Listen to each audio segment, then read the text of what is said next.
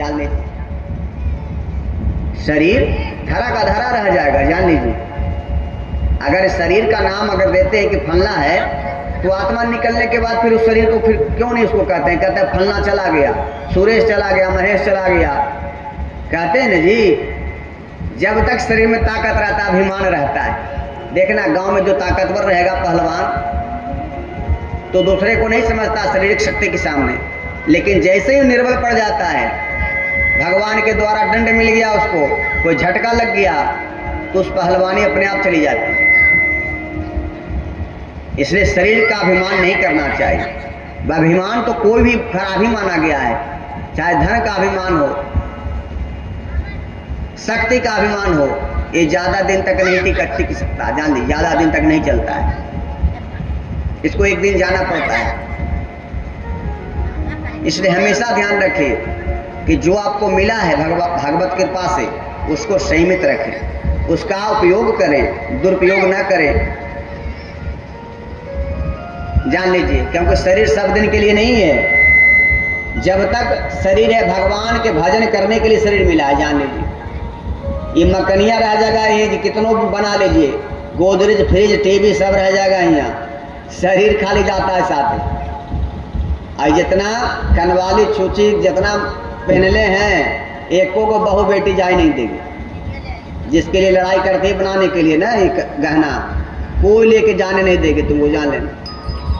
सबसे पहले रोते रोते यह सब खोला खोली होता है। जहां मरा नहीं कि बस खोला खोली चाबी का झगड़ा शुरू हो जाता है।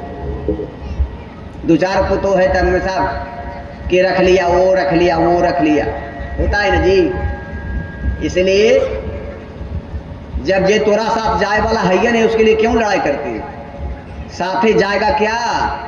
एक बात गांठ कर, अभी मनन कर लीजिए, इस बात को चिंतन कर लीजिए, समझ लीजिए। सोना जाएगा साथे?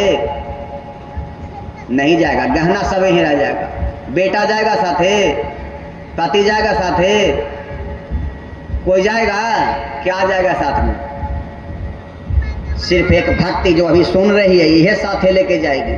इसी पर निर्णय होगा कि इसको कितना दंड मिलना चाहिए, या स्वर्ग भेजना चाहिए या नरक भेजना चाहिए। तो जो सबसे मिल गया वो तुम्हारे साथ नहीं जा रहा है, जो ये आसन से भगवत भजन जो सुन रही है, ये साथे लेके जाएगी। तो कहेगी नहीं लेंगे बाबा, हमको तो मोटरिया चाहिए, पैसा चाहिए, धन चाहिए, और जो लेके जाए उनके लिए लेके जाएगी नहीं। और हम जो दे रहे हैं यहाँ से वचन जो बोल रहे हैं, इसको अगर गांठ मान ली तो साथे जाएगा ऊपरे तक। अब बताओ, जो तुमको मिला है वो ज्यादा बढ़िया कि बढ़िया है? अपने निर्णय करो, क्या निर्णय है जी? जो यहाँ से लेके जाएगी ना, ये ऊपरे तक काम देगा। खड़े हुए जान ले। अब माया, हम कहते हैं कि माया हमको पकड़े हुए है। माया हमको पकड़े हुए नहीं है, हम माया को पकड़े हुए। जिस प्रकार बंदर को अगर एक सुराही रहे, उसमें देखिए चना भर दीजिए, तो बंदर क्या करता है? हाथ डालता है चना लेने के लिए, और हाथ जब मुट्ठी बांध लेता है ऐसे तो चला जाएगा, अब मुट्ठी बांधेगा तो बड़ा हो जाता है हाथ, तो निकलता नहीं है। अब वो समझता है कि हमको घड़ा पकड़ लिया। घड़ा जबकि पकड़ा नहीं, पकड़ा तो है चना। तो चना क्या है? माया। और जब तक उसको छोड़ेगा नहीं तब वो छूटेगा ही नहीं। सुराही से हाथ ही नहीं निकल रहा। अब सोच रहा है बंदर की ये क्या हो गया, इसमें क्या है जो हमको पकड़े हुए हैं? उसी प्रकार हम सभी हैं, माया को हम पकड़े तो हाथ नहीं निकलेगा। यानी माया को जब तक छोड़ेंगे नहीं, तब तक भंवर जाल से आप नहीं निकल पाइएगा। पति चला गया, फूफा चला गया, आप किसी को नहीं रोक सकते। प्राणनाथ कहते हैं, पति को प्राणनाथ कितना उपमा देता है। प्राणनाथ का मतलब क्या होता है? जो प्राण को अनाथ होने से बचा ले, जाने से बचा ले। तो क्या तुम्हारा पति प्राण को जाने से बचा लेगा? नहीं बचा सकता। प्राणनाथ तो एक वही है जो प्राण लेते हैं, उनको सब अगर अनुरोध करेंगे तभी कृपा कुछ दिन के लिए करेंगे। मृत्यु भुवन पर आए तो जाना तो निश्चित है। इसलिए कुछ कर्म ऐसा कर ले कि वहाँ जाने के बाद कम से कम उनको से बात मुंह मिला सकते हैं कि हम धर्म किए थे, ध्यान रहेगा। तो क्या कहते हैं? हे भगवान, कैसे किसी प्रकार ठीक कर दीजिए, बचा लीजिए। सबसे हार जाता है मर्दाना, पति सब दिखा के डॉक्टर से, तब जाता है हमारे पास भी आता है महामृत्युंजय कराने के लिए कि बाबा जाप कर दीजिए। जब सब जगह से हार जाएगा और पंडित जी के पास जाएगा तो क्या कहेगा, आई बाबा कितना लगती खर्चा, अगर पंडित जी बताए वहाँ में तुझे 50,000 रुपये लगेगा तो गारंटी ले ना बाबा।